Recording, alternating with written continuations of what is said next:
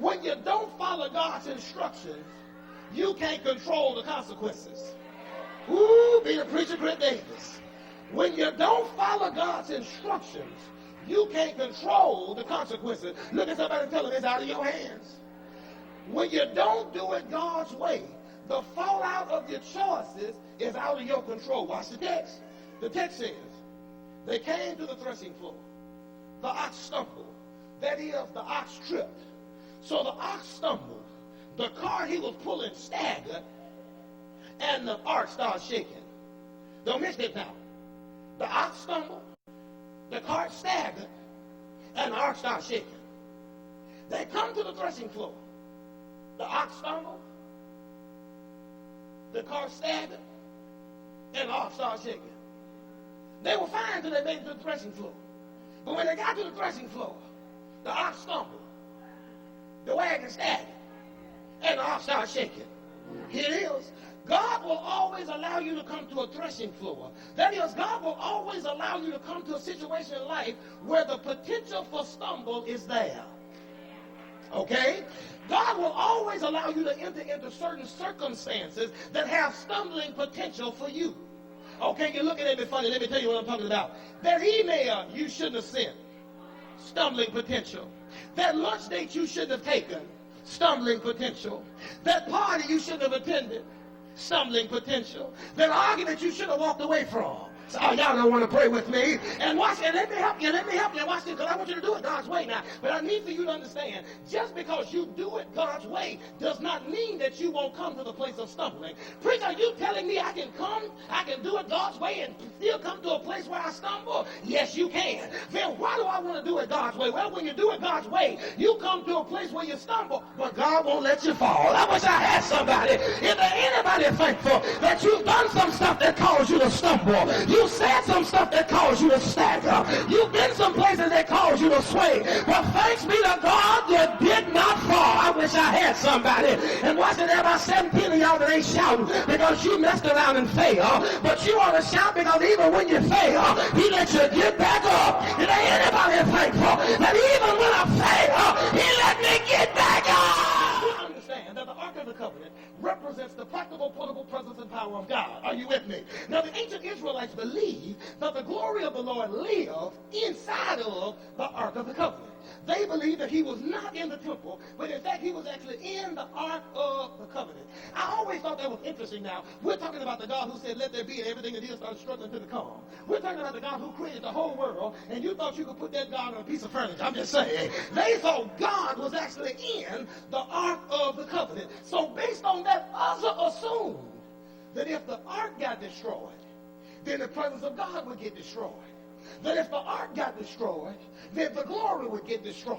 If the ark messed around and broke, then God would mess around and break. Are y'all praying with me? But I wish to God I could have jumped through the pages of my Bible and sat down and had a conversation with Uzzah. Because I would have told him, Uzzah, I done lived long enough to let you know that things may fall apart, but God will still be right there. Is there anybody that knows that stuff can fall apart, but God will still be right there? Never confuse the presence of God with the presence of things. Relationships can fall apart. Stuff can break up on you. Things can get destroyed, but God will still be right there. About 50 of y'all ought to be shouting right now. Anybody ever had a job to fall apart? Anybody ever had a marriage to fall apart? Anybody ever had a car to fall apart? Ever had your money to fall apart? You ever had your health to fall apart? You ever had your family to fall apart? How do you think you're still here after everything that fell apart? How do you think you survived some of the stuff you had to face? How do you think you're still in your right mind with the stuff you went through? Why do you think you're not locked up in a straitjacket somewhere? Why do you think you're not doing time at 201 Poplar? I'll tell you why. Because God was in it, but he wasn't bound by it. Is there anybody thankful that no matter where I am, God is right there with me? The text is tailored to teach. We must understand that there are certain people who are authorized to help you carry the load that you can't carry. Ooh, I like that right there. There are certain people who are authorized to help you carry what you can't carry. You see, not anybody could carry the pole that carried the ark. The Bible said that they had to be Levites from Kohath. I'm coming back to that. Now watch this now. There were other people who were strong enough to carry the poles. There were other people who were willing to carry the poles. There were some other people who wanted to carry the poles. In other words, they were qualified. But let me help you, saints of God. Just because you're qualified don't mean you've been authorized. Be the preacher, because I can't get no help in here. See, everybody that's qualified to help you have not been authorized to help you. You can't just be asking God to direct some people to you, but you got to tell God direct the right people to you. You got to have the right folk around you. The folks that have already been authorized for the assignment, just because they were right for somebody else doesn't mean they're right for you. I wish I had somebody. Is there anybody that wants the right people? I can't get no help. I don't want no right now people. I want the right people that have been authorized to help me. So watch this. Watch this. So watch this now. So was the Levites of the clan of Kohath were the ones who were authorized to carry what the other folk could not carry. Now, the Levites of Kohath had certain qualities that the other folk did not carry. I'm getting out of here now. Number one, they were numbered separately from those who were numbered for war. Don't miss it now.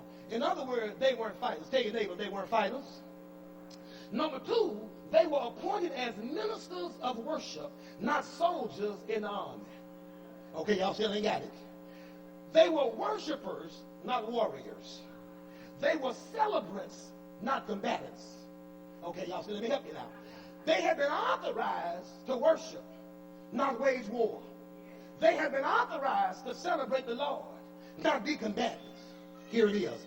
Sometimes the load I carry can't be borne by fighters, but I need the help of some worshipers. Y'all still ain't got it. See, I don't always need people who fight against me, who fight with me, or he even fight for me. I need some folk every now and then who know how to get in their closet, close their door behind them, get down on their knees, and call my name before the Lord. I'm getting ready to get out of here, y'all, and may the Lord bless you real, real good. But if you've been watching the news, if you've been reading the paper, then you know we got a load to carry. I say the problem is real, and the pain is pervasive. The situation is grim, and the burden has gotten heavy. We're carrying loads for our sons and our daddies, our brothers and our uncles, for our nephews and our friends. We've got young men that are being gunned down for driving while black, for walking while black, for talking while black, for showing up for while black, for existing while black, for breathing while black. And saints of God, we got to have some help with this load. If there anybody know that we need some help with this load,